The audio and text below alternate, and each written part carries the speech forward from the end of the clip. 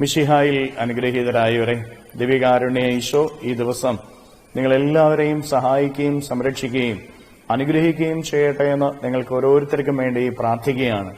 ഈശോയുടെ വലിയ കൃപകളും അനുഗ്രഹങ്ങളും ഈ ദിവസം മുഴുവനും നിങ്ങൾക്ക് ഓരോരുത്തർക്കും ലഭിക്കട്ടെ. വിശുദ്ധ പൗലോസ് ലീഹ കൊറിന്തോസ്യർക്ക് എഴുതിയ 7-ാമത്തെ അധ്യായത്തിന്റെ 17-ാമത്തെ തിരുവചനത്തില് നമ്മൾ ഇങ്ങനെ വായിച്ച് ധ്യാനിക്കുകയാണ്: ദൈവത്തിന്റെ നിയോഗവും വിളിയും അനുസരിച്ച് ഓരോരുത്തരും ജീവിതം നയിക്കട്ടെ. ഓരോരുത്തർക്കും ദൈവം ഓരോ നിയോഗം നൽകിയിട്ടുണ്ട്, ഓരോ വിളി നൽകിയിട്ടുണ്ട്.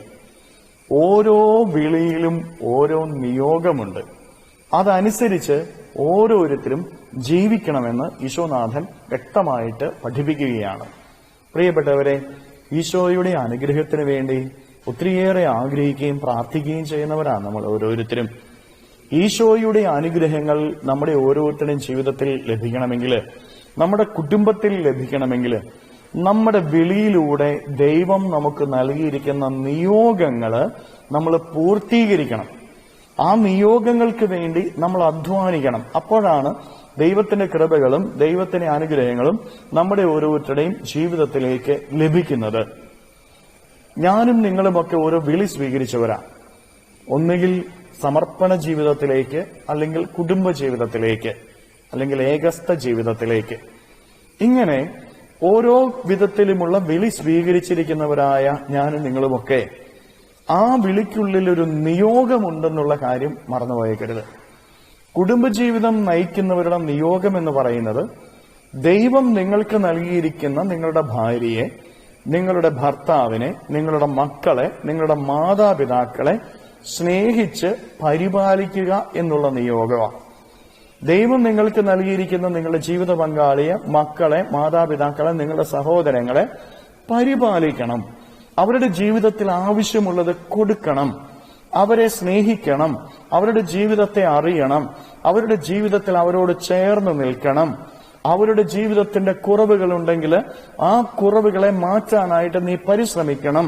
അവരെ ചേർത്ത് നിർത്തണം. ഇതാണ് നിന്റെ നിയോഗം. നിന്റെ വിളി കുടുംബജീവിതത്തിലേക്കുള്ള വിളിയാ. ആ വിളിയുടെ ഉള്ളിലുള്ള നിയോഗം ഇതാണ്.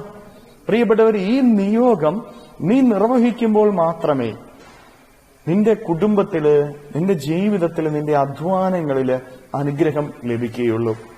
ദൈവം നിനക്ക് നൽകിയിരിക്കുന്ന നിന്റെ ജീവിത പങ്കാളി, നിന്റെ മക്കള്, നിന്റെ മാതാപിതാക്കള്, നിന്റെ സഹോദരങ്ങള് നിന്നെ പ്രതിവേദനിക്കുകയാണെങ്കിൽ, നിന്റെ വാക്കോ പ്രവൃത്തിയോ അവരെ വേദനിപ്പിക്കുന്നുണ്ട് എങ്കിൽ നിയോഗം നിറവേറ്റാത്ത ഒരു വ്യക്തിയാണ് നീ.